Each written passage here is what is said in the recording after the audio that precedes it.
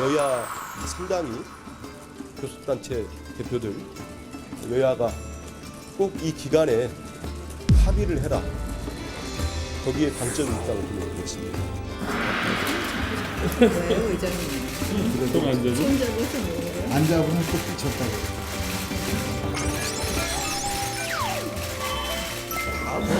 당내 문제, 뭐 선거 문제, 본인 문제 이래가지고 국회는 안 돼요.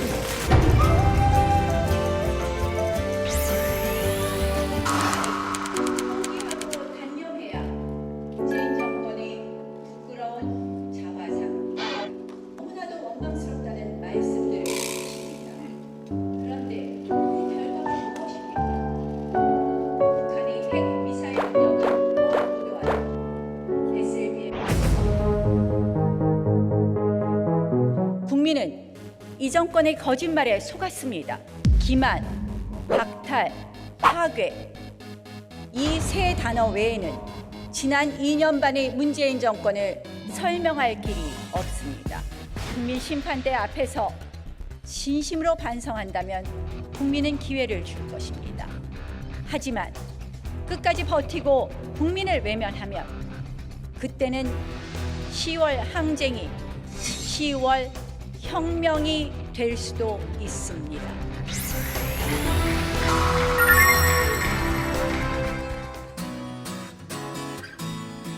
네, 10월 29일 정치회의 시작합니다.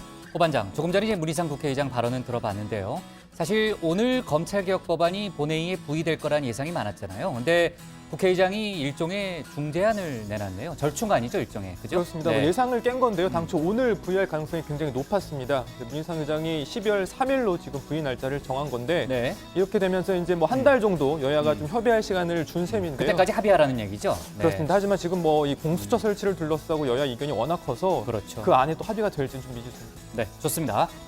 최 반장, 오늘 뇌물수수 등의 혐의로 기소된 김학의 전 법무차관에 대한 결심 공판이 진행됐잖아요. 검찰의 구형량이 나왔나요? 오후 3시부터 진행이 되고 있는데요. 아직 구형량은 나오지 않고 양측의 뭐 최후 변론이나 진술 같은 지금 게 재판이 좀 진행 중이군요. 이어지고 있는 걸로 보이고요. 그 최초의 이제 별장 성접대 사건, 동영상 네. 사건이 벌어진 지 6년 만에 이제 결론이 나오게 되는 건데 네. 앞서 이 뇌물을 전달한 혐의로 재판에 넘겨진 윤중천 씨의 경우에는 징역 13년을 구형을 했거든요. 맞아요. 그러니까 받은 사람이 이제 김학의 전 차관으로 지명이 됐으니 네. 비슷하거나 더 많지 않을까 예상이 됩니다. 네, 좋습니다. 우리 들어가서 얘기를 좀 이어갑시다. 갑시다.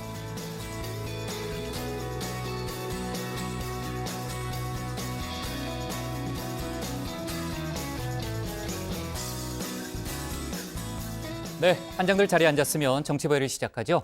유시민 노무현재단 이사장은 조국 전 법무장관 지명 이전에 검찰이 조 전 장관 일가를 내사했다고 주장해왔죠. 윤석열 검찰총장이 조국 전 장관 지명 이전에 청와대에 부적격 의견을 개진했고요. 또 면담 요청을 했으며 지명 전인 8월 초부터 조국 일가를 내사했다는 게 이제 유시민 이사장의 주장이었습니다. 이에 대해서 검찰이 허위 사실이다, 상식에 반한다 이렇게 반박을 했고요.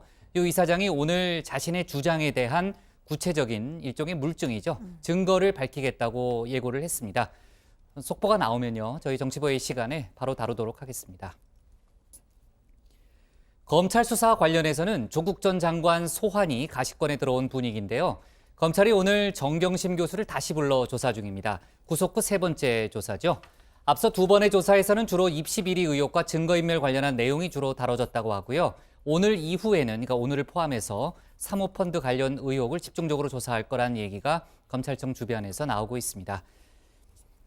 그리고 문재인 대통령의 모친 강한옥 여사의 건강 상태가 악화돼서 위중한 상태인 것으로 확인이 됐습니다. 청와대에 따르면 문 대통령이 오후 일정을 마치는 대로 강 여사가 입원한 병원으로 이동할 예정이라고 하고요. 올해 92살, 지금 강 여사는 최근 노환에 따른 신체 기능 저하로 병원에 입원한 상태입니다. 자, 아무튼 뭐 조금 전에 나온 여러 가지 기사들을 보니까 뭐 이런 기사에까지 수많은 악성 댓글이 달려서 논란이 되고 있다. 뭐 그런 기사도 있더라고요. 자, 좋습니다. 오늘 정치부 회의는요, 먼저 고반장 발제를 들어보면서 검찰개혁안 본회의 부의를 둘러싼 여야 공방 내용부터 짚어보고요. 오늘 청와대발 뉴스와 외교안보 이슈를 이어서 다루겠습니다. 내년 총선을 앞둔 정치권 풍경과 조국 전 장관 일가 수사 속보, 또 오늘 발표된 검찰개혁안 속보도 짚어봅니다. 그럼 먼저 고석승 반장의 발제부터 시작하겠습니다.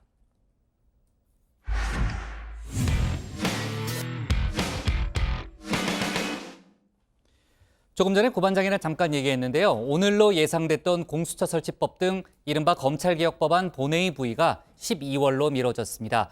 문희상 국회의장이 막판까지 고심을 거듭한 끝에 결국 부의 일정을 미룬 거죠.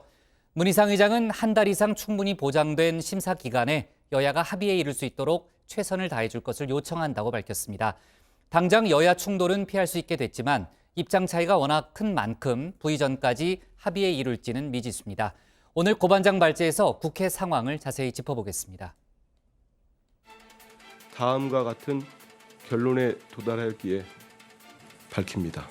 법사위 이관 시부터 기산하여 90일이 경과한 12월 3일 사법개혁 법안을 본회의에 부의하는 것이 적합하다는 결론에 이르게 됐습니다.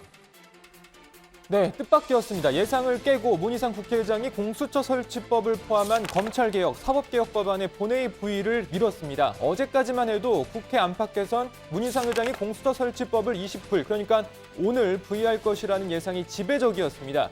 실제로 문희상 의장은 관련 법안의 처리 의지 여러 차례 밝힌 바 있습니다. 또 이 10월 말 본회의 상정 또는 부의를 위한 법적 자문도 받은 것으로 알려졌죠.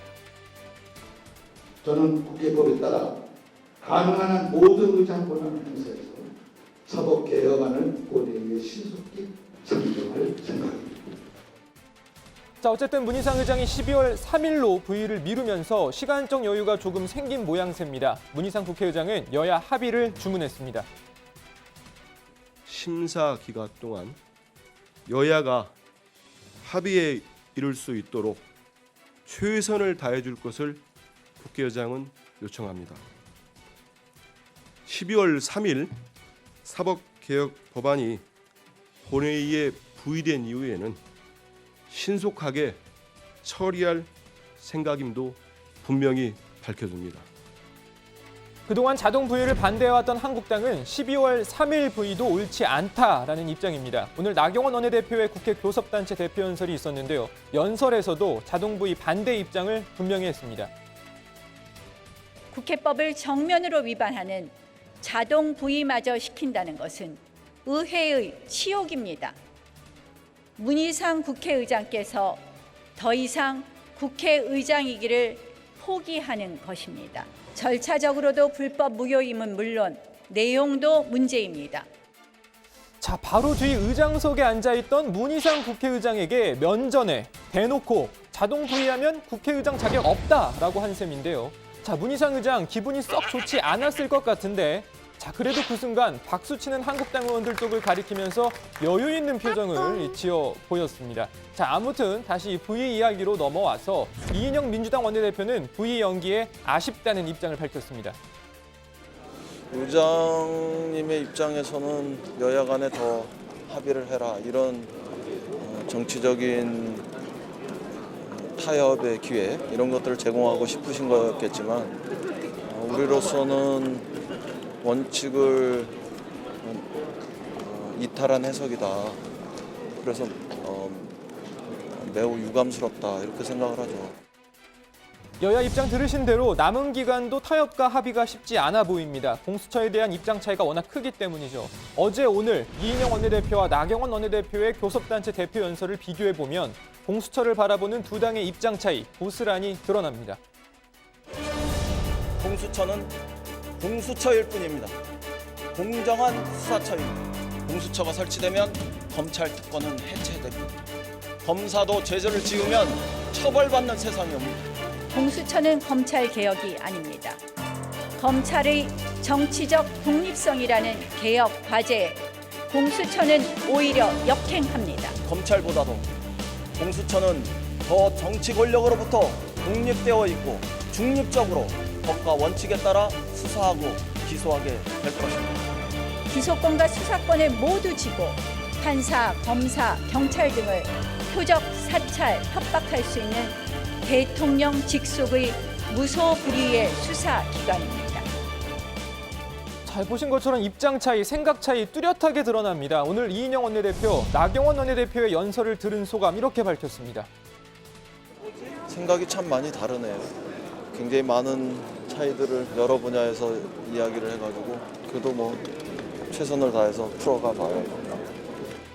자, 남은 기간 여야가 최선을 다해서 이 꼬인 전국 풀어주시길 바랍니다. 자, 관련 이야기 들어가서 좀 더 해보고요. 패스트트랙 신속 처리한 건 이 법안, 매듭은 도통 풀릴 기미가 안 보이지만 이와 별도로 내년도 예산안 심사 일정은 국회 한쪽에서 진행 중입니다. 어제 오늘 이낙연 총리 등 정부를 상대로 한 종합정책 질의가 이어지고 있는데요. 오늘 질의는 현재 정상 진행이 되지 못하고 있는 상황입니다. 관련 내용도 들어가서 말씀드리고요. 자, 우선 어제 첫날 주요 내용부터 정리를 해보겠습니다. 자, 요즘 관심의 인물, 화제의 인물을 꼽으라면 이낙연 국무총리도 절대 빠지지 않죠. 최근 아베 일본 총리와의 회담, 또 총선 역할론까지 매일같이 거론이 되고 있습니다. 어제 질의에서도 향후 거취 문제, 방일 성과 등 다양한 질문이 이낙연 총리에게 이어졌습니다. 총리님에 대한 기대가 국민들로부터 있기 때문에 이런 차원에서 실기하지 않기를 바라고요. 눈치 없이 오래 머물러 있는 것도 흉할 것이고요. 그런다고 지멋대로 해서 사단을 일으키는 것도 총리다운 처신은 아니라고 생각합니다. 그런 일이 없도록 잘하겠습니다. 일본 다녀오셨잖아요. 네. 어때요? 방일 성과는? 변하지 않은 것도 있고요. 일본의 태도에 또 약간의 변화 기미가 엿보이는 것도 있었습니다. 그래서 변화 기미는 더 소중하게 관리해 갈 필요가 있다고 보고요. 자, 또 한국당 나경원 원내대표의 딸 특혜 의혹이 불거진 스페셜 올림픽 코리아 관련 논란에 대한 언급도 있었는데요. 들어보시죠. 나 대표에 대한 사건은 고발한 지 40일이 넘었는데도 수사할 의조차 보이지 않고 있습니다. 검찰의 신속한 수사로 하루빨리 밝혀질 수 있도록 총리께서 신경을 써주셔야 합니다. 어떤 사건은 신속하게 아주 요란스러울 만큼 신속하게 조사가 이루어지는데 어떤 사건은 감감무소식이다 하는 문제 제기가 끊임없이 이어지고 있는 것으로 알고 있습니다. 그런 문제 제기가 일어나지 않도록 법과 원칙에 따라서 수사를 해주기 바라고요. 네, 한국당은 정치적 중립을 지켜야 하는 총리의 답변으로 부적절하다 하면서 반발하기도 했습니다. 자, 예결위 종합정책질의 소식도 들어가서 좀 더 전해드리겠습니다. 일단 오늘 발제 이렇게 정리합니다. 문희상 의장 공수처 설치법 12월 3일 부의. 네, 자 오늘 국회에서는 이제 교섭단체 대표 연설 이틀째 일정이 진행이 됐고요. 나경원 원내대표가 나섰죠. 그리고 끝나고 나서는 원래 국회 예결위에 종합정책 질의가 진행될 예정이었는데 아직까지 진행이 안 되고 있다면서요? 예, 그렇습니다. 일단 앞서 보신 대로 나경원 원내대표 교섭단체 대표 연설이 끝나고 바로 예결위 회의장에서 내년도 예산안에 대한 이틀째 이 종합정책 질의가 시작이 될 예정이었는데 저희도 전해드렸지만 민부론 반박 자료 논란이라는 거 있었지 않습니까? 그것 때문에 회의를 열지 못했습니다. 황교안 대표가 얼마 전 내놓은 그 경제정책 민부론 이것에 대해서 정부가 반박 자료를 작성해서 민주당에 넘겼다. 그런 일이 있었죠. 그래서 정부에 한국당이 사과를 요구하면서 이 전체 회의 개의가 지연이 되고 있는 겁니다. 지금까지. 자, 한국당은 또 이것도 문제를 삼고 나섰습니다. 여당의 싱크탱크죠. 민주연구원의 이 검찰개혁 보고서 이거를 경찰 내부에서 다 돌려봐라, 공유해라 이렇게 지시를 한 것과 관련해서 민감용 경찰청장의 사과도 요구하고 있습니다. 자, 지금 여야 3당 간사 간 협의가 지금 계속 이어지고 있다는데 회의는 열리지 못하고 있습니다. 네, 두 가지 사안이 다 만만치 않기 때문에 오늘 정상적으로 회의가 진행되기는 쉽지 않을 것 같다는 생각이 들고요. 어제는 이제 종합질의가 진행이 됐죠. 어제 질의에서는 경제 상황에 대한 인식, 또 그에 대한 해법을 놓고서요. 여야의 입장 차이가 정말 확연하게 드러나더라고요. 네, 그렇습니다. 전반적으로 민주당 의원들은 전 세계적인 경기 침체로 경제 성장세가 둔화된 만큼 확장적 재정 정책이 불가피하다 이런 입장을 내놨고요. 한국당 의원들은 정부의 경제 정책이 잘못됐다면서 정책 기조 전환을 주문했습니다. 관련 질의 잠깐 들어보시죠. 확장적 재정 정책이라는 것은 단순하게 경제 위기냐 아니냐의 문제 대응 측면뿐만 아니라 현실의 구조적 문제를 해결하기 위해서도 미래를 준비하기 위해서 필요하다. 재정을 확장적으로 운영하는 데 있어서도 적절한 수준이 있다고 봅니다. 현 정부가 하고 있는 것은 미래 세대를 등골 브레이크다 이렇게 지금 생각을 하거든요. 네, 이낙연 총리는 지금 상황에서 재정의 역할마저도 위축된다면 그 부담은 오히려 미래 세대에게 갈 것 아니겠느냐면서 지금은 재정이 적극적인 역할을 해야 미래의 부담이 가벼워질 것이라는 판단이 있는 것이고 IMF나 OECD도 우리에게 그렇게 권고하고 있다고 밝혔습니다. 네, 패스트트랙 신속처리 법안 얘기를 좀 해보면요. 우선 검찰개혁 법안은 아까 고 반장이 발제했던 대로요. 문희상 의장이 12월 3일에 부의하는 일종의 절충안을 내놨고, 자, 최 반장, 그러면은 선거법 개정안은 어떻게 됩니까? 네, 지금 이 체계 자구 심사를 위해 법사위에 계류 중인데요. 이 공직선거법 개정안은 11월 27일에 부의될 예정입니다. 정치권에서는 결국 선거법 개정안과 검찰개혁 법안이 묶여서 패키지로 처리될 가능성이 큰 것으로 보고 있죠. 검찰개혁 법안의 부의가 12월 3일이니까 이 선거법 개정안의 부의 이후 불과 엿새 만에 또 이뤄지기 때문입니다. 자, 정의당과 민주평화당 등이 두 법안의 동시 처리 또는 선거법 개정안 우선 처리를 주장하고 있다는 것도 좀 감안해야 할 부분으로 보입니다. 네, 일단 국회 일정을 좀 보면요. 정기국회가 12월 10일에 폐회를 합니다. 민주당 입장에서는 검찰개혁 법안의 12월 3일 부의 이후부터 12월 10일까지, 그러니까 정기국회 폐회 전까지 이 적당한 시기에 여야 사당 공조를 복원해서 이 두 법안 처리에 나설 가능성이 큰데요. 정기국회 폐회 이후에 임시국회를 소집할 수도 있지만 한국당이 응하지 않을 가능성이 현재로서는 매우 큰 상황입니다. 자, 민주당 입장에서는 어떻게든 이 3일부터 10일 사이에 법안 처리에 나서는 게 최선인 상황이고요. 물론 한국당을 포함한 여야가 극적으로 합의에 성공할 수도 있지만 현재까지 한국당은 자동부의 자체가 불법이라는 입장이기 때문에 가능성이 크지는 않아 보입니다. 네, 그러니까 이제 공수처 설치법을 포함한 검찰개혁 법안이 12월 3일에 본회의에 부의되기 때문에 민주당으로서는 거꾸로 이제 선거법 개정안을 11월 말까지는 처리를 하는 이제 그런 상황이 되는 거죠. 그래서 아마 선거법 개정에 사활을 걸 것으로 일단 예상은 되는데, 지금 어제도 저희가 얘기했지만은 양 반장, 지금 국회의원 정수를 늘리는 문제가 첨예한 이슈잖아요. 근데 지금 각 당별로 좀처럼 입장차가 좁혀지진 않고 있는 거죠? 예, 그렇습니다. 진짜 이 의원 정수 조정이 정말 난제죠. 현재 이 신속 처리 안건으로 올라가 있는 개정안, 여기는 현재 의원 정수 300명 건드리지 않고 대신 지역구 의석을 줄이고 비례를 그만큼 늘리는 방안을 택하고 있습니다. 자, 그런데 지금 일부 야당을 중심으로 이거 다시 좀 재조정을 해보자, 이런 주장이 지금 나오고 있는 겁니다. 그러니까 야당과 이 선거법 공조를 해야 될 민주당 입장에서는 진짜 내부적으로 고민이 큰 거죠. 이원욱 원내수석 부대표는 일단은 300명 정원이 지키는 거, 현행을 지키는 게 민주당의 당론이다라고 말하고는 있습니다만 내부적으로는 이거 여야 공조를 위해서는 이거 좀 늘려야 하는 논의를 시작해야 되는 게 아니냐, 이런 의견도 나오고 있는 거죠. 네, 이렇게 당론과는 별개로 여권 내부에서 엇갈린 의견들 잇따라서 공개적으로 나오고 있는데, 자, 박주민 의원 라디오 인터뷰에서 개인적으로 월급이나 보좌진에 대한 지원을 더 줄이더라도 국회의원 숫자는 좀 늘어나는 게 맞지 않냐는 생각을 갖고 있다, 이런 입장을 밝혔습니다. 자, 우원식 의원은 또 다른 인터뷰에서 국민들이 국회의원 수를 늘리는 것에 대해 얼마나 동의하실지는 자신이 없는 대목이라고 말하기도 했고요. 또 어제 청와대 강기정 정무수석은 국민들이 정수 확대에 동의하지 않을 것이라면서 국회에서 대대적인 개혁이 선행되지 않으면 정수 확대가 되겠냐는 뜻에서 문재인 대통령도 늘 그런 생각을 갖고 있다라고 설명을 했습니다. 자, 한국당은 의원 정수 확대에 연일 반대 입장을 분명히 하고 있죠. 한국당은 의원 정수 확대 반대의 수준을 넘어서 축소해야 한다라는 주장까지 하고 있는데, 나경원 원내대표와 정의당 심상정 대표는 지난해 여야 5당 합의문을 둘러싸고 진실 공방을 벌이기도 했었죠.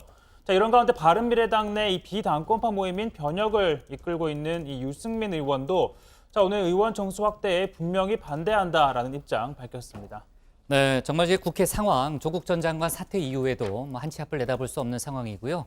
극단적인 대치를 이어가고 있습니다. 내일도 여야 5당 대표죠. 내일 대표들이 만나는 그런 모임이 있으니까요. 관련한 속보 챙겨보도록 하겠습니다.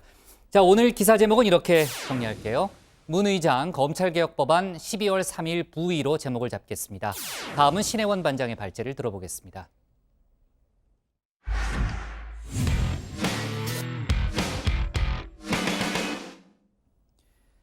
북한 김정은 위원장은 앞서 올해 연말을 북미 간 비핵화 협상 시한으로 제시한 바 있습니다. 그 시한이 다가오면서 최근 연일 대미 또 대남 메시지를 보내고 있는데요. 오늘은 이인자 최용해 상임위원장이 한반도 정세가 중대 기로에 놓여 있다는 입장을 밝혔습니다. 또 우리 정부가 역제안한 금강산 실무회담에 대해서는 북한이 응할 수 없다는 입장을 조금 전에 밝혔죠. 신 반장 발제에서 외교안보 관련한 속보 내용들을 자세히 짚어보겠습니다. 미국은 전혀 실현 불가능한 방법에 대해서만 머리를 굴리고 회담장에 찾아왔습니다. 그러한 국리로는 100번, 1000번 우리와 다시 마주 앉는다 해도 우리를 까딱도 움직이지 못할 것이며 어쨌든 올해 말까지는 인내심을 갖고 미국의 용단을 기다려볼 것이지만 지난번처럼 좋은 기회를 다시 얻기는 분명 힘들 것입니다. 네, 이제 글피면 11월 그리고 12월도 금세 찾아올 겁니다. 눈도 펑펑 내리겠죠. 자, 김정은 위원장이 제시한 북미 협상의 연말 시한이 다가오고 있습니다. 최근 북한은 미국을 향해서 연신 신호를 보내고 있습니다. 지난 16일 첫눈이 내린 백두산을 100마를 타고 오른 이후에 북한 내 거물급 인사들 명의의 담화문이 쏟아지고 있습니다. 자, 먼저 외무성의 큰 어른격인 김계관 고문입니다. 의지가 있으면 길은 열리기 마련이라면서 우리는 미국이 어떻게 이번 연말을 지혜롭게 넘기는가를 보고 싶다, 이렇게 포문을 열었습니다. 자, 이어 그제죠. 북미 실무협상을 주도했던 김영철 노동당 부위원장 명의의 담화문이 나왔습니다. 하노이 결렬 책임으로 뒤로 빠져있는 듯 하더니 다시 수면 위로 올라온 겁니다. 자, 김 부위원장은 수위를 조금 더 끌어올렸죠. 모든 것에는 한계가 있다. 미국이 양국 정상 간의 친분을 내세워 시간을 끌며 연말을 무난히 넘겨보려 한다면 어리석은 망상이라고 주장했습니다. 자, 오늘은 권력서열 제2위까지 등장시켰습니다. 최용해 국무위원회 제1부위원장 겸 최고인민회의 상임위원장까지 대남 또 대미 압박에 나섰는데요. 최 상임위원장은 아제르바이잔 바쿠에서 열린 제18차 비동맹운동회의 연설에서 한반도 정세는 공고한 평화냐 일촉즉발의 위기냐의 중대 기로에 놓여 있다라고 했습니다. 미국의 대북 적대 정책 중단을 요구했습니다. 미국이 우리의 제도 안전을 불안하게 하고 발전을 방해하는 대조선 적대시 정책을 깨끗하고 의심할 여지 없이 되돌릴 수 없게 철회하기 위한 실제적인 조치를 취할 때에야 미국과 비핵화 논의도 할 수 있다. 네, 북미 관계가 공전을 거듭하는 건 미국 탓이라는 점도 강조했습니다. 미국이 시대착오적인 대북 정책에 매달리면서 정치, 군사적 도발 행위를 일삼고 있다고 했고요. 또 미국이 주도하는 국제사회 제재와 관련해서도 특정 국가의 강권과 전횡을 합리화 또 합법화하고 피해자가 가해자에게 반항한다면서 피해자에게 제재를 가하는 부정의라고 비난했습니다. 이 체제 안전 보장과 제재 완화에 대한 미국의 실제적인 조치를 비핵화 논의의 선행 조건으로 내걸었던 기존 입장을 재확인한 겁니다. 또 우리를 향해서는요, 민족 공조에 나서야 한다고 촉구했는데요. 남측이 외세 의존 정책과 사대적 근성에서 벗어나지 못하고 있다고 주장했습니다. 북남 관계 개선은 남조선 당국이 민족 공동의 이익을 침해하는 외세 의존 정책의 종지부를 찍고 민족 앞에 지닌 자기의 책임을 다할 때에만 이루어질 수 있다. 자, 이렇게 말로만 하지 않고 실질적인 조치도 시도하고 있습니다. 김정은 위원장은 금강산 현지 지도를 나선 자리에서 관광지구에 있는 너절한 남측 시설들 싹 다 드러내라 지시했습니다. 이 남측이 미국의 눈치를 보느라 관광재개를 계속 보류한다면 이참에 다 빼버리겠다. 격하게 말해서 어깃장을 놓은 겁니다. 자, 우리 정부 일단 한번 만나서 얘기하자. 금강산 실무회담을 역제안했습니다. 정부는 북측이 제기한 문제를 포함해서 금강산 관광 문제 협의를 위한 당국 간 실무회담 개최를 제의를 하였으며 관광 사업자가 동행할 것임을 통지하였습니다. 현대아사는 북측이 제기한 문제와 더불어 금강산 지구의 새로운 발전 방향에 대한 협의를 제의하였습니다. 네, 그런데 조금 전 들어온 속보죠. 북측이 오늘 오후에 통지문으로 답변을 보내왔습니다. 별도의 실무회담은 가질 필요가 없다면서 먼저 제안했던 대로 문서 교환 방식으로 합의하자 이렇게 이야기했습니다. 우리가 언급한 새로운 발전 방향에 대해서는 가타부타 언급이 없이 시설 철거 계획을 거론했다고 합니다. 자, 어찌됐든 우리 정부는 이 협의 과정에서 시설 개보수 카드를 유인책으로 들고 가겠다 입장이었습니다. 싹 다 드러내라는 김 위원장의 지시와 절충점을 찾아서 철거할 건 하고 보수할 건 보수하겠다는 거죠. 이 사업자 측인 현대아산도 11년간 묵혀둔 시설에 대대적인 공사가 필요하다는 입장입니다. 1998년 금강산 관광 시작 당시 컨테이너나 판넬로 급하게 지은 건물도 꽤 된다고 합니다. 자, 보수를 마치고 나면 이산 가족 상설 면회소를 열거나 인도적 명분의 고향 방문 사업 등을 제안할 수가 있고요. 또 유엔 대북 제재에 어긋나지 않는 개별 관광까지도 고려해 볼 수가 있다는 겁니다. 자, 이제는 문 대통령의 오늘 일정 소식을 전하려고 하는데요. 자, 문 대통령은 현재 부산에 머물고 있습니다. 모친인 강한옥 여사가 매우 위중하다는 소식이 전해졌고요. 오후에 수원에서 있던 일정을 마치자마자 곧장 부산으로 이동한 겁니다.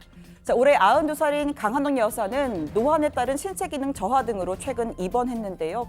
이남 3녀 중에서 장남인 문 대통령은 이 모친에 대한 애정이 각별한 것으로 알려졌습니다. 지난 16일 부마항제 기념식을 마치고도 또 지난 토요일 주말에도 시간을 쪼개서 강 여사를 찾았습니다. 올해는 순방 일정을 피해서 추석을 보낼 수 있게 돼서 모친을 찾아뵐 수 있게 됐다며 기뻐하기도 했었습니다. 작년 추석에는 제가 유엔 총회 참석하느라고 국민들과 함께 추석을 보낼 수가 없었습니다. 그래서 아쉬웠는데요. 올해는 국민 여러분과 함께 한가위 보름달을 볼 수 있어서 그럴 것 같습니다. 참 좋습니다. 저도 고향에 노모가 계시고 또 제사도 모셔야 하기 때문에 고향에 다녀오려고 합니다. 네, 현재 청와대는 모든 상황에 대해서 준비하고 있다는 것을 말씀드린다라는 입장을 밝혔습니다. 오늘 청와대 발제는 외교안보 이슈로 정리하겠습니다. 김계관, 김영철 이어 넘버 2까지 최용의 미 적대 정책 철회해야 비핵화 논의입니다. 네. 자, 조금 전에 이제 신 반장이 얘기했던 대로 문재인 대통령이 조금 전에 부산의 병원에 도착했다는 그런 속보가 지금 막 들어왔습니다. 자, 뭐 관련해서 여러 가지 속보가 더 들어오는 대로 저희가 좀 확인을 좀 해보고요. 지금 북한 얘기로 바로 좀 이어가겠습니다. 북한이 다가오는 연말을 앞두고 연일 대남 대메시지를 쏟아내고 있고요. 북한의 2, 3인자들이 계속 나와서 메시지를 밝히고 있습니다. 특히 외세에 의존하지 말라. 대북 제재가 풀리기만을 기다리지 말고 금강산 관광 같은 사업은 적극적으로 나서라. 그런 메시지를 지금 이제 내놓고 있습니다. 관련해서 아까 이제 신 반장이 속보를 얘기했지만요. 우리 정부가 역제안한 그 실무회담 관련한 북한의 입장이 조금 전에 나왔죠. 네, 오늘 오후에 북측이 통지문으로 답변을 보내왔습니다. 이 내용인즉슨 별도의 실무회담 가질 필요 없다, 그러니까 만날 필요가 없다. 먼저 북측이 제안했던 대로 문서 교환 방식으로 합의하자 이렇게 이야기를 했습니다. 자, 우리가 역제안할 때 언급했던 새로운 발전 방향에 대해서도 가타부타 언급이 없었고요. 시설 철거 계획에 대해서만 거론을 했다고 합니다. 자, 우리 통일부는 기본 방침은 사업자, 즉 현대 아산과의 협의를 통해서 이 대응 방안을 정하겠다는 것이다 이렇게 설명을 했고요. 다시 통지문을 보내든 재차 실무회담을 제안하든 여러 가지를 포함해서 다각적으로 이 후속 방안을 검토하겠다는 입장 밝혔습니다. 자, 당초 우리 정부는 이 금강산 관광의 경우에는 이 관광 지역인 동시에 또 이산가족 상봉의 장이자 또 사회의 문화교류의 장으로 활용되는 공간이기 때문에 좀 더 포괄적인 방향에서 새로운 활용 방안을 논의하자라는 제안을 할 방침이었습니다.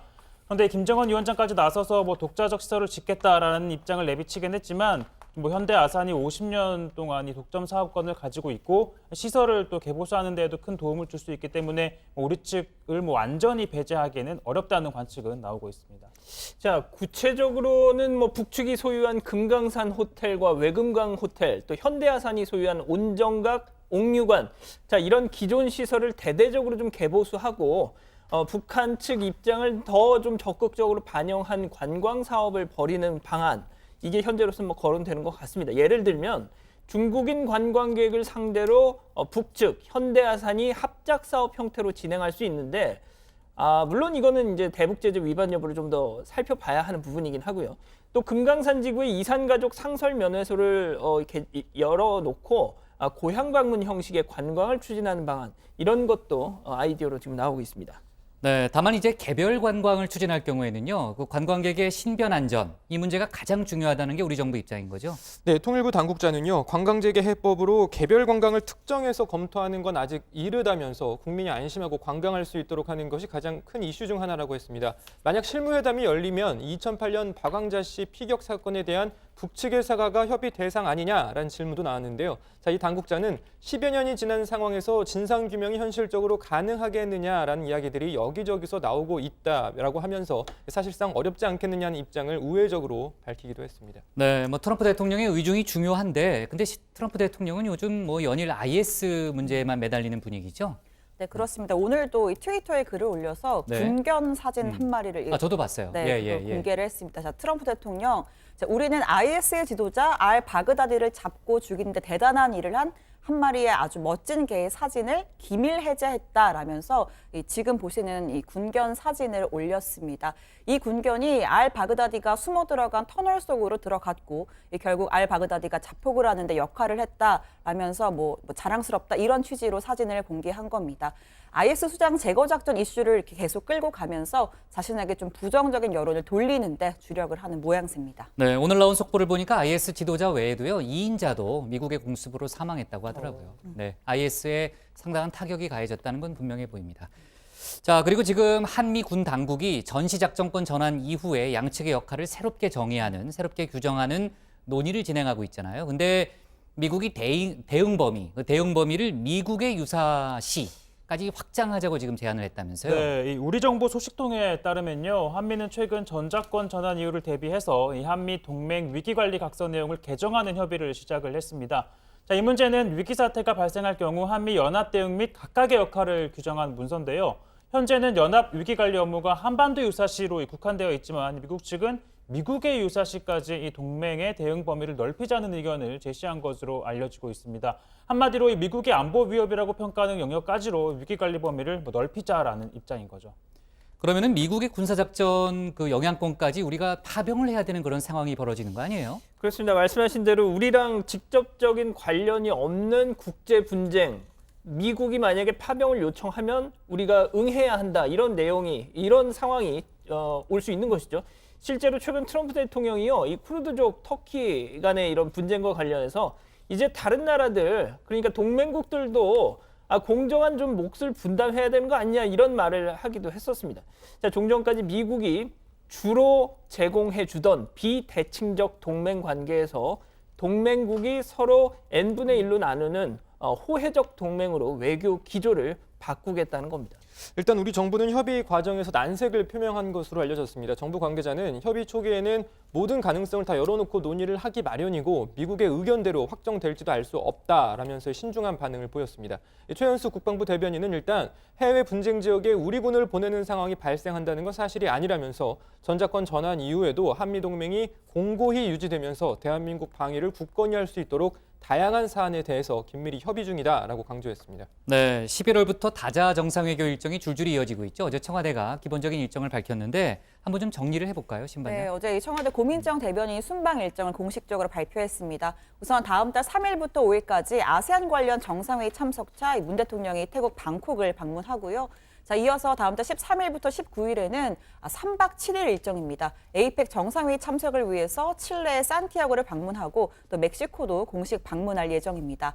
이렇게 순방이 끝나고 나면 다음 달 25일부터 27일까지 부산에서 열리는 한 아세안 특별 정상회의 및 제1회 한 메콩 정상회의도 주최를 하는데요. 그러니까 11월의 절반 가까운 일정을 정상회교 일정으로 채우는 겁니다. 금년도 에이펙 정상회의는 사람과 사람 연결, 미래 만들기라는 주제로 개최되며 참석 정상들은 무역 투자 및 연계성, 포용적 성장 및 지속 가능 성장, 그리고 에이펙의 미래에 대해 논의할 예정입니다. 한편 이번 에이펙 정상회의 기간 중 주요국들과 양자 정상회담을 갖는 방안도 조율 중입니다. 네, 방금 마지막 문장이 중요한데요. 이번 다자 정상회교를 계기로 해서 경색 관계에 있는 일본의 아베 총리와의 정상회담을 갖게 될지가 관심이 쏠리고 있습니다. 또 한반도 평화 프로세스의 진전 등을 논의하기 위해서 트럼프 대통령과 10번째 한미 정상회담 가질 수 가능성도 있고요. 또 중국의 시진핑 주석, 러시아 푸틴 대통령과의 회담 여부도 주목이 됩니다. 다만 이 부산 한 아세안 특별 정상회의에 초청을 했던 김정은 위원장의 참석, 현재까지 한반도 정세를 감안하면 사실상 불가능한 것으로 보입니다. 네, 아까 이제 고반장 발제 때 국회 상황도 얘기했지만요. 11월 이제 국회 상황도 복잡하지만은 외교 일정도 정말 줄줄이 기다리고 있네요. 자, 오늘 청와대 발제 이렇게 정리할게요. 최용의 미 적대정책 철회해야 비핵화 논의로 제목을 잡겠습니다. 다음은 양원보 반장의 발제를 들어보겠습니다.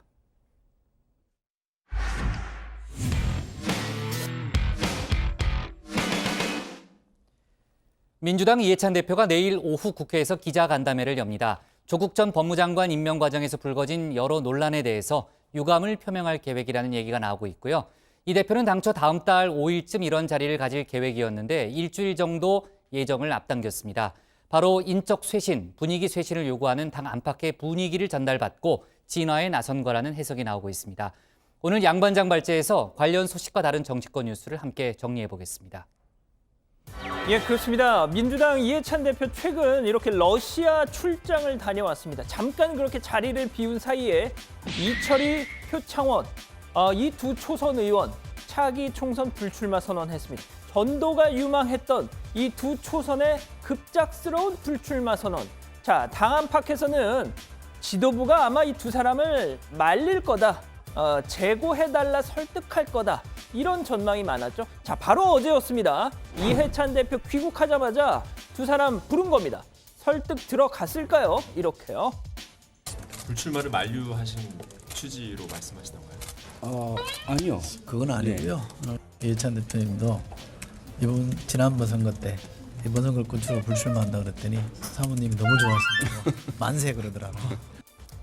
이럴 때 뭐 말리는 신용도 안 하고 잘가 이러면 솔직히 되게 섭섭한데요. 자, 아무튼 뭐 그게 중요한 게 아니고 말린다고 불출마를 번복할 상황도 아니죠.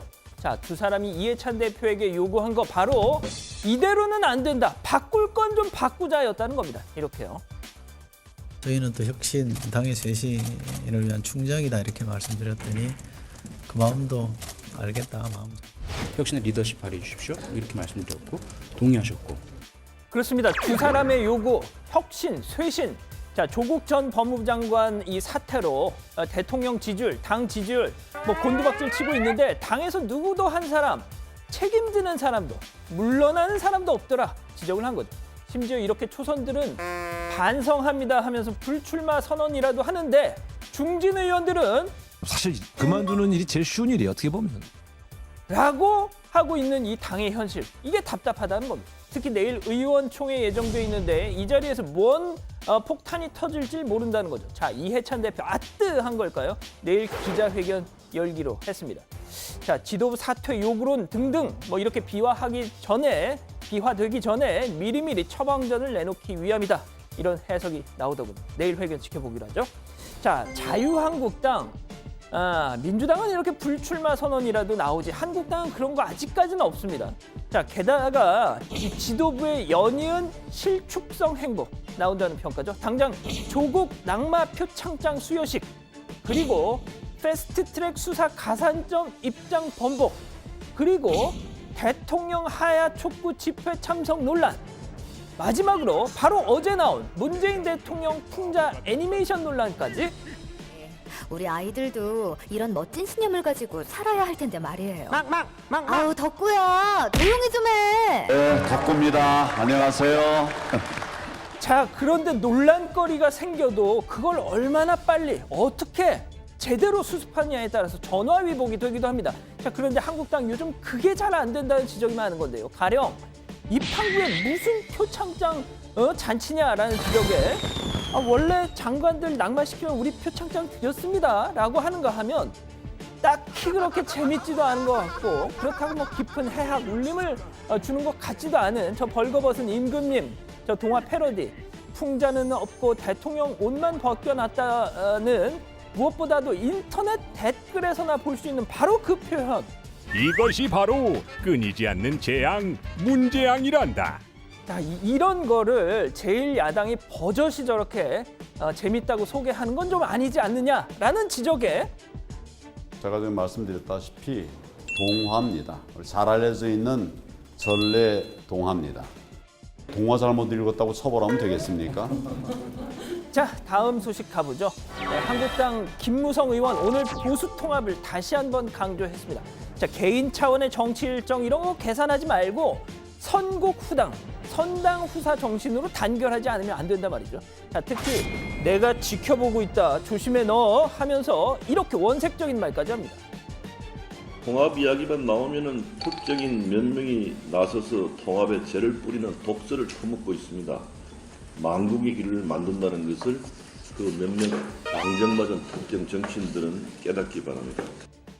자, 들으신 대로 이 보수 통합에 죄 뿌리는 방정맞은 정치인 과연 누구냐 확인해보지 않을 수 없죠. 최근 이 바른미래당 유승민 의원의 통합 논의 제안에 황교안 대표 일단 원칙적으로는 화답을 했었죠. 그런데 그때 유승민 당신은 좀 가만히 있어. 통합 같은 거 안 해도 한국당 총선 충분히 승리할 수 있어라고 했던 한 사람이 기억납니다. 바로 유승민 의원 뭐 여러 가지 큰 뭐 이런 정치 하시는 거 좋은데 뭐 대권보다 좀 지역구 관리부터 먼저 하시는 게 맞지 않나 싶습니다. 알겠습니다. 자, 마지막 소식입니다. 한국당 홍준표 전 대표 내년 4월 총선 출마를 선언했습니다. 할 거라는 건 다 알고 있었지만 이번은 좀 뭐랄까요? 비장하게 말을 했다?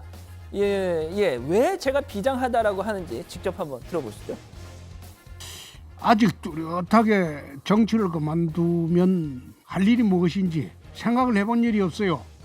그래서 이제 내년에 마지막으로 정치를 한번 해보려고 합니다.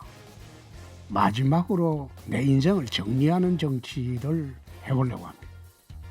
자, 어디로 출마할 생각이냐라는 질문도 나왔는데 그것에 대해서는 답을 하지 않았다죠. 자, 그런데 조금 전 유여해 전 한국당 최고위원 그곳이 어디든 끝까지 따라가서 낙선시키겠다. 이런 입장도 내놨다는 소식입니다. 자, 오늘 준비한 소식은 여기까지입니다. 네, 그렇지 않아도 저도 지금 그걸 좀 보고 있었는데 페이스북에 정말 글을 올렸네요. 유해 전 최고위원이 기다렸다 얘기를 하면서 아무튼 홍준표 전 대표가 가는 지역 어디든 따라가서 출마해서 낙선시키겠다 이런 얘기를 했는데요. 근데 본인이 당선된다는 얘기잖아요. 홍 전 대표를 표를 이제 나눠 가지면은 뭐 낙선시킬 수도 있는 거네요. 회방을 그렇죠? 놓겠다는 거겠죠. 네, 그렇겠네요. 네. 자, 그나저나 이제 홍준표 전 대표가요 어제 그 라디오에 출연해서 여러 가지 얘기를 했는데 변호사 하면 되지 않느냐 이런 질문에 대해서는 검사로서 사람을 집어넣던 일을 하던 내가 어떻게 사람을 풀어달라고 얘기할 수 있겠느냐 뭐 그런 발언을 하더라고요. 그러니까 본인이 뭐 아직도 이제 검사로서의 일종의 뭐 철학, 자부심 뭐 이런 걸 갖고 있다 뭐 이런 생각도 좀 들었는데.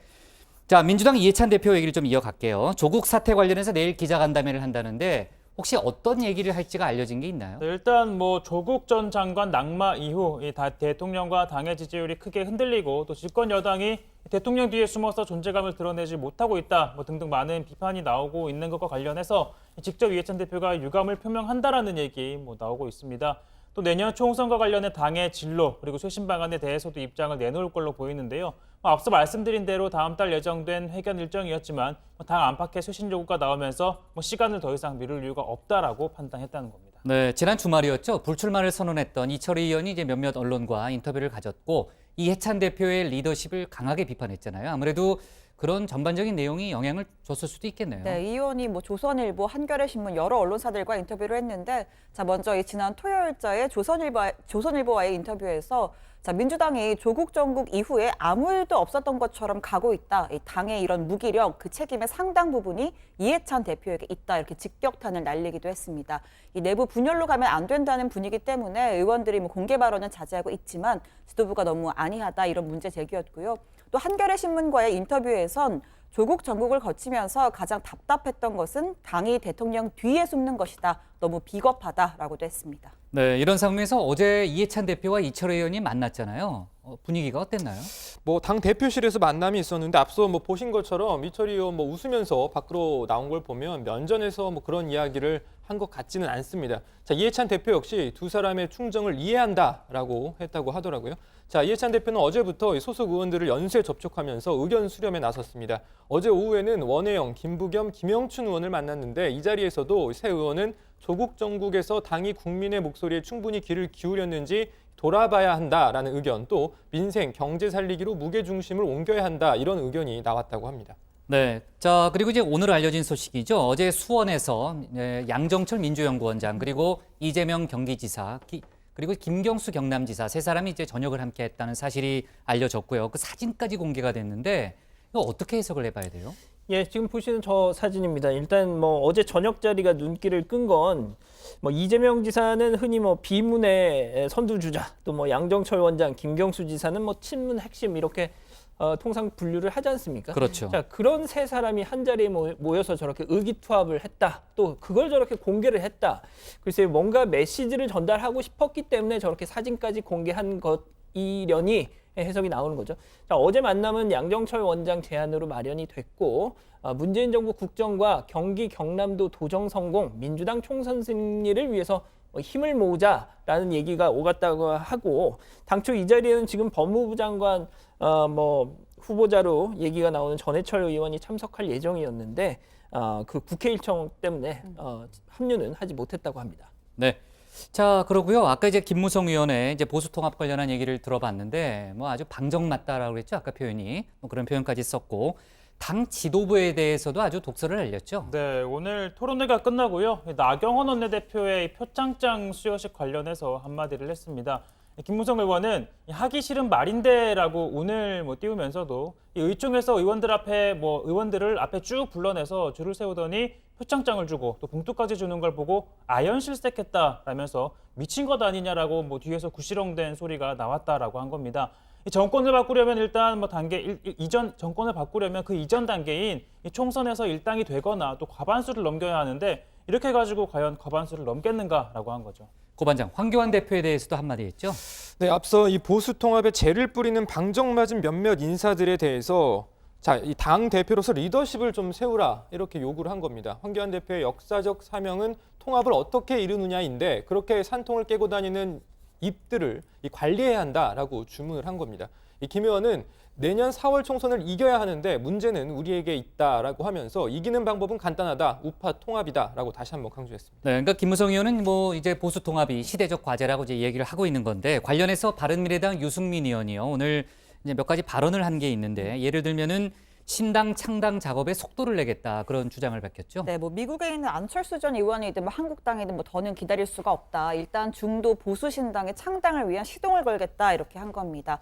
현역 의원 15명을 소집해서 신당 창당 추진위원회 문제에 매듭 짓겠다라고 했고요. 자, 유승민 의원의 이런 입장은 한국당을 향해서 이 통합 협상장에 빨리 나와라 이렇게 압박을 하기 위한 포석이다라는 해석도 나옵니다. 네. 자, 좋습니다. 내일 이해찬 대표의 간담회 내용도 양 반장이 좀 체크해가지고요. 다시 한번 다뤄보는 걸로 하고요. 오늘 기사 제목은 이렇게 정리하겠습니다. 이해찬 내일 기자간담회 조국 사태 유감 표할 뜻으로 제목을 잡겠습니다. 다음은 최종혁 반장의 발제를 들어보겠습니다.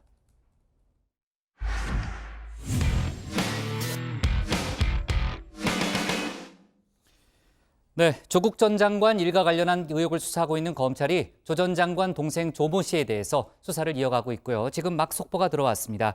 지난번에 이제 구속영장이 기각됐던 조국 전 장관의 동생에 대해서 구속영장을 재청구했다는 속보가 지금 막 들어왔고요. 그리고 검찰은 오늘 정경심 교수를 구속 이후 3번째로 불러서 조사하고 있습니다. 아무래도 조국 전 장관과의 연결고리 부분을 집중 수사하고 있는 것으로 보이는데요. 최 반장 발제에서 관련 속보 내용을 자세히 짚어보겠습니다. 네, 조국 전 장관의 동생은 조 전 일가가 운영한 웅동학원의 교사 채용을 대가로 2억 1천만 원을 받고 시험 문제를 유출했다는 의혹 받고 있죠. 검찰은 이와 함께 채용 비리 전달책을 해외로 도피시킨 혐의까지 포함해서 구속영장을 청구했지만 당시 법원은 기각했습니다. 자, 지난주 조 씨에 대한 고소장이 추가로 하나 접수가 됐는데요. 검찰에 따르면 금품 수수와 관련된 새로운 사건입니다.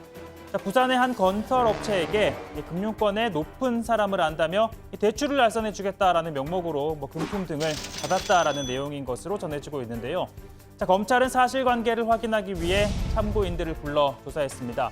방금 국장이 말씀하신 것처럼 채용 비리 혐의로 구속영장을 다시 검찰이 청구했죠. 일단 확인해 봐야겠지만 이 금품 수수 혐의도 입증이 되었다면 이번 영장에 범죄 사실에 포함이 됐을 걸로 보입니다.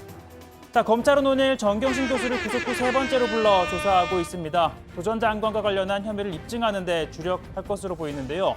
자, WFM 주식을 차명으로 매입한 의혹을 조국 전 장관이 알았는지 등을 조사하는 데 집중할 걸로 관측됩니다.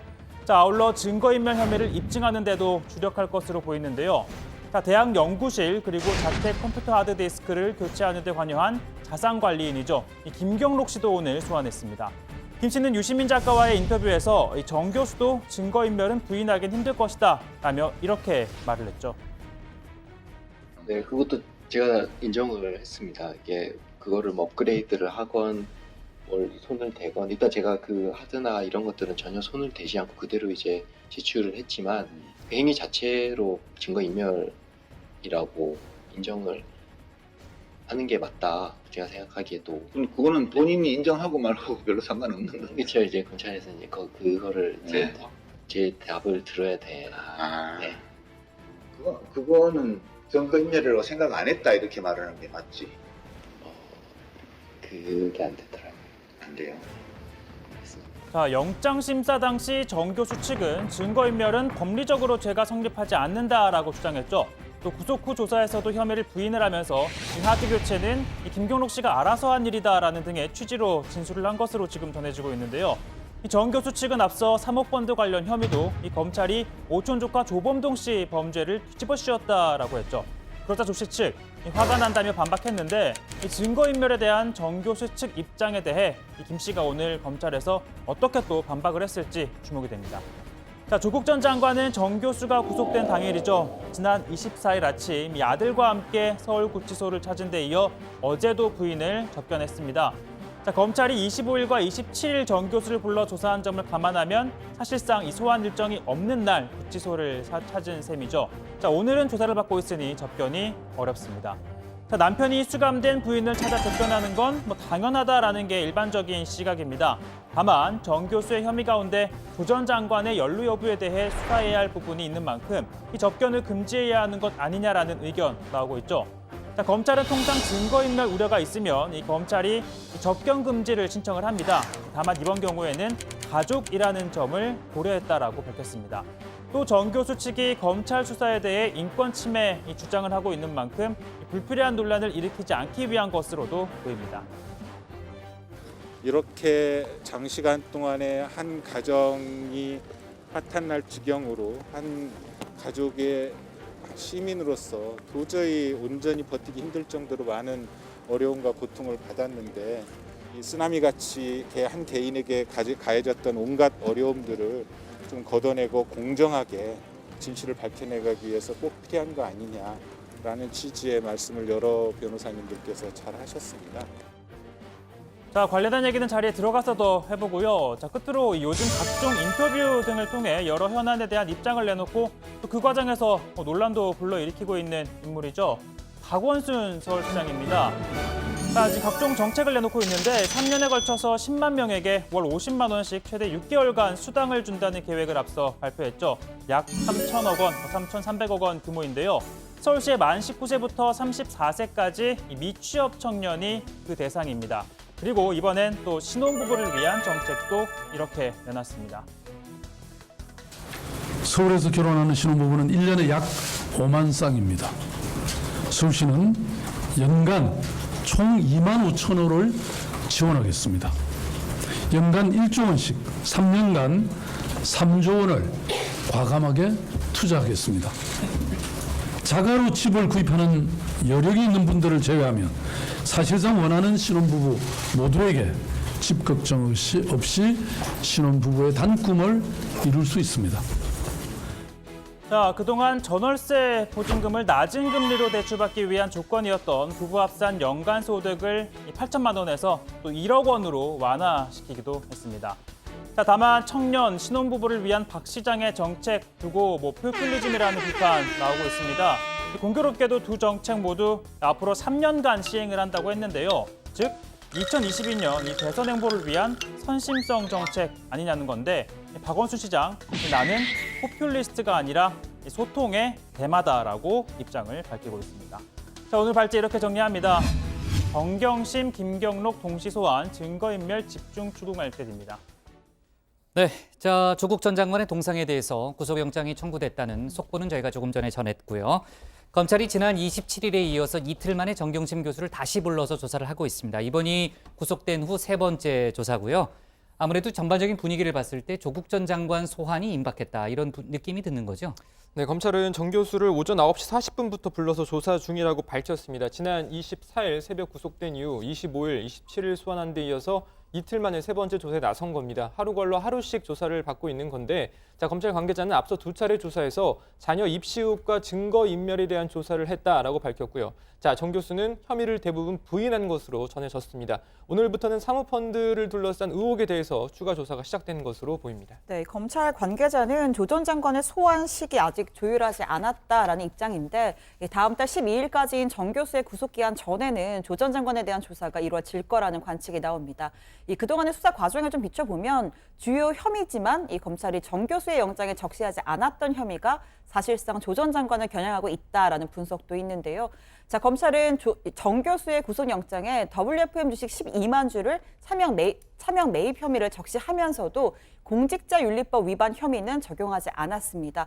사실상 이는 당시 민정수석이던 조 전 장관을 겨냥한 혐의로 보입니다. 네, 공문서 위조 혐의 역시 적용하지 않았는데 이것도 이제 조국 전 장관을 겨냥한 것이라는 해석이 나오고 있죠. 그렇습니다. 일단 이 검찰은요, 이 정경심 교수 영장 심사에서 그 위조된 공문서를 자녀의 대학원 입시에 활용해서 입시 제도의 공정성을 해쳤다 이렇게 지적을 하면서 허위 작성, 공문서 행사 혐의를 적용했습니다. 그런데 이 혐의가 성립하려면 공문서를 위조한 행위, 즉 공문서 위조 혐의가 선행이 돼야 하는데 자, 이상하게도 이 위조의 주체, 영장에서 언급하지 않았습니다. 자, 공문서인 이 서울대 법대 공익인권법센터 인턴 증명서를 발급하는 과정에는 조국 당시 이 서울대 교수가 관여했다라고 사실상 보고 이 공문서 위조 혐의는 조 전 장관에게 적용을 하기 위한 것이다.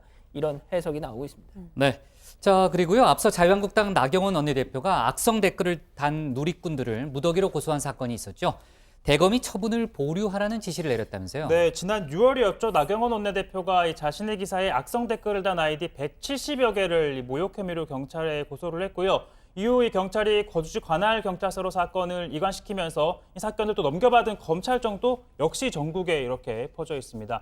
자, 대검찰청은 전국 검찰청에 이메일을 보내서 처분을 보류하라라고 지시를 했는데요. 이 대검이 밝힌 이유는 이 피고소인이 100명이 넘는데 또 현재까지 처리된 사건을 보면 어떤 건 기소 유예, 어떤 건 약식 기소, 벌금형 약식 기소 또는 불구속 기소 등 결과가 제각각인데 이 검찰청마다 처리가 달라지는 것을 막기 위한 것이다라고 지금 설명을 하고 있습니다. 네, 이 같은 지시는 이 진혜원 대구지검 서부지청 검사가 소셜미디어에 글을 올리면서 알려졌다고 하는데요. 자, 이후 검찰이 공식 입장을 밝혔습니다. 대검은 사실상 이 동일하거나 유사한 사건의 처리 기준을 정립하는 건 대검 본연의 업무라고 하면서요. 자, 2016년 이 강용석 변호사 댓글 고소 사건 등도 같은 방식으로 처리했다라는 입장입니다. 다만 일각에선 이 판례가 많은 모욕 사건을 대검에서 기준을 세우는 게 부적절하다 이런 비판도 나오고 있습니다. 네, 자 그리고 검찰이 오늘 추가 개혁안을 내놨죠. 예를 들면은 모든 사건 관계인에 대한 조사에 변호인이 입회하도록 하는 그런 방안이 포함됐죠. 네, 특수부 축소, 폐지 등을 시작으로 대검찰청에 내놓은 7번째 개혁안입니다. 변호인의 변론권 강화 방안인데요. 자, 현재는 수사 과정에서 피의자의 변호인만 조사에 참여할 수가 있지만 앞으로는 피혐의자, 피내사자, 피해자, 참고인 등등 모든 사건 관계인의 변호사가 조사에 참여할 수 있도록 하겠다는 겁니다. 자, 그동안 서면으로만 가능했었던 변호인의 조사 참여 신청도 형사사법포털이나 구두로도 가능하도록 했고요. 특히 현재 이 검사는 증거인멸, 또 공범 도주 우려 등의 일정한 사유가 있으면 조사 시작 단계에서부터 변호인의 참여를 제한할 수가 있는데 이 또한 폐지키로 했습니다. 변호인은 서면이 아닌 구두로도 검사에게 변론을 할 수 있도록 하고 피의자 소환과 사건 배당, 또 처분 결과 등을 당사자뿐 아니라 변호인에게도 문자로 통지하기로 했습니다. 네. 자, 그리고 아까 시작할 때 제가 얘기를 했는데요. 오늘 전에죠. 이제 유시민 노무현재단 이사장이 윤석열 검찰총장이 조국 전 장관 지명 이전에 이미 내사를 했다라고 주장을 했고요. 검찰이 반박을 하니까 오늘 관련한 증거를 공개하겠다 이런 입장을 밝혔는데 아직까지는 공개를 아직 얘기는 안 한 그런 단계네요. 예, 지금 방송은 하고 있더라고요. 그렇죠. 예, 방송은 하고 있는데 자, 그렇습니다. 유시민 이사장 그동안 이 윤석열 검찰총장이 이 조국 전 장관 지명 전에 말씀하신 대로 청와대에 부적격 의견을 개진을 했고 면담 요청도 했고 지명 전인 8월 초부터 조 전 장관 일가를 내사했다 이렇게 주장을 했었죠. 방송에서. 자, 이에 대검에서는 입장문까지 내면서 이거 허위 사실이다. 어떤 근거로 그런 주장을 계속하는지 명확히 밝혀라 요구한 바 있었습니다.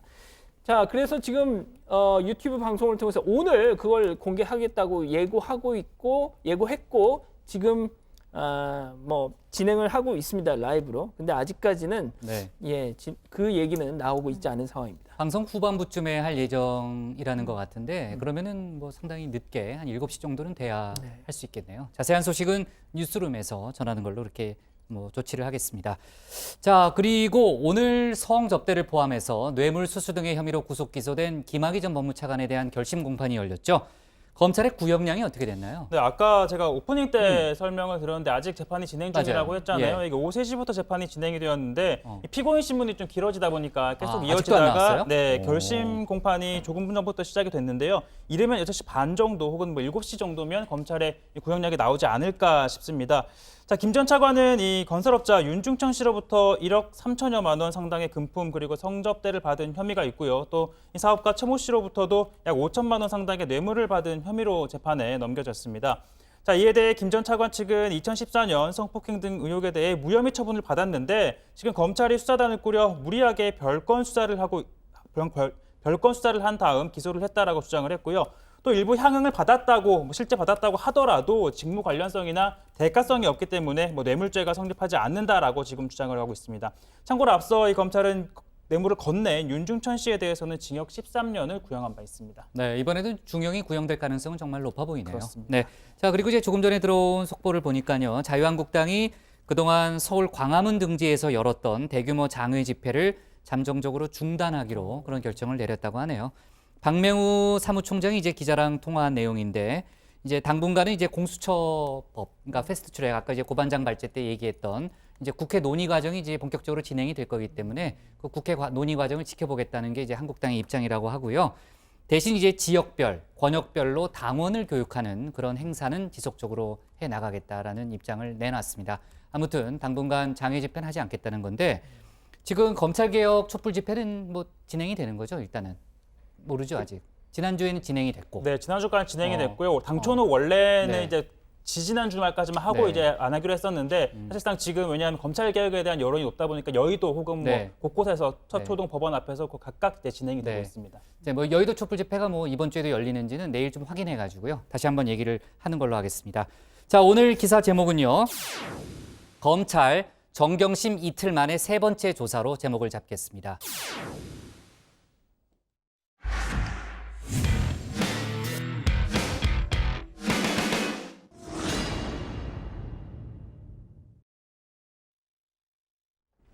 안녕하세요. 톡쏘온 정치의 강정입니다. 어제 저희 다정의 시간에 속보로 전해드렸습니다. 검찰의 승합차 공유 플랫폼인 타다를 불법으로 결론 내리고 이재용 소카 대표 등을 불구속 기소한다는 내용이었는데요. 검찰은 타다가 현행 여객 자동차 운수법을 위반하고 있다고 판단했습니다. 여객 자동차 운수법 제4조를 보면 자동차 사업을 하려면 국토교통부나 광역단체장의 면허를 받아야 하고 이를 위반할 경우에 2년 이하의 징역 또는 2천만 원 이하의 벌금을 처벌할 수 있게 돼 있습니다. 검찰은 타다가 이를 위반했다고 본 겁니다. 하지만 타다 측은 법에 위배되지 않는다는 입장입니다. 여객 자동차 운수법 시행령 제18조엔 예외 조항이 있습니다. 승차 정원 11인승 이상, 15인승 이하인 승합 자동차는 운전자 알선을 허용하게 돼 있습니다. 이재용 대표는 검찰의 기소 결정에 대해서 다음과 같은 글을 올렸습니다. 대통령은 법으로 금지되지 않은 것은 다 할 수 있도록 하는 포괄적 네거티브 제도로 전환하고 규제의 벽을 과감히 허물어 우리 AI 기술을 세계에서 가장 빠르게 발전시키겠다고 오늘 이야기하고 오늘 검찰은 타다와 소카 그리고 두 기업가를 불법 소지가 있다고 기소했습니다. 할 말은 많습니다만 하지 않겠습니다. 국민의 편익에 대한 요구와 새로운 기술의 발전에 따라 세상은 변화하고 있습니다. 저와 박재욱 대표, 타다와 소카는 앞으로 재판을 잘 준비해 나갈 것이며 법원의 현명한 판단을 기대합니다. 자, 우선 택시업계는 환영하는 분위기입니다. 서울 개인택시 운송 사업조합은 오늘 오전 김경진 의원과 공동으로 기자회견을 열고 공식 입장을 냈습니다. 이들은 불법 유상 택시 업체들의 위법성이 이번 검찰의 기소로 위법임이 명명백백하게 밝혀졌다며 정부는 지금이라도 대한민국 법질서를 조롱한 타다에 운행 중지 명령을 내려야 하며 이마저도 주저한다면 이는 명백한 직무유기라고 밝혔습니다. 타다는 그동안 신산업, 일거리 창출, 최고의 서비스 등등을 내세우며 택시 영업 바르다고 주장해 왔습니다. 그러나 타다의 기술은 신산업도 아니었으며 공유, 혁신과는 처음부터 거리가 멀었습니다. 타다식 영업은 강남에서 성행하고 있던 불법 홀뚜기 영업과 다르지 않습니다. 5, 6년 전 강남에서 일망타진된 조폭들의 불법 영업과 한치도 다름이 없었습니다. 타다 기소와 관련해서 정치권에서도 의견이 엇갈리고 있습니다. 더불어민주당의 최운열 의원은 검찰의 기소가 우려스럽다고 비판했습니다. 대통령께서 규제 혁신을 통해 AI 강국을 만들자고 역설하신 바로 그날 검찰은 AI 활성화에 찬물을 끼얹을 수도 있는 결정을 하였습니다. 이런 사안에 대해 충분한 사회적 논의 없이 바로 법의 잣대를 들이댄다면 누가 앞으로 혁신적인 사업을 준비할 수 있겠습니까? 반면 택시업계와 함께 기자회견을 연 무소속 김경진 의원은 검찰이 불법으로 판단한 만큼 엄벌에 처해야 한다고 주장하고 있습니다. 어제 날짜로 검찰에서 기소가 됐습니다. 기소가 됐다면 검찰에 의해서 불법이 확인된 셈인데 소카 또 이재용 대표는 계속해서 영업을 하겠다고 하고 있습니다. 즉시 영업을 중단하지 않는다면 법원의 신속한 재판과 또 엄정한 실용 선고를 통해서 법 질서를 파괴하는 집단에 대해서 엄벌이 내려져야 된다고 생각합니다. 타다가 기소되면서 업계에선 공유 플랫폼의 위축을 우려하고 있습니다. 반면 택시업계는 법대로 간다며 환영하고 있습니다. 향후 재판에서 어떤 결과가 나올지는 지켜봐야겠습니다.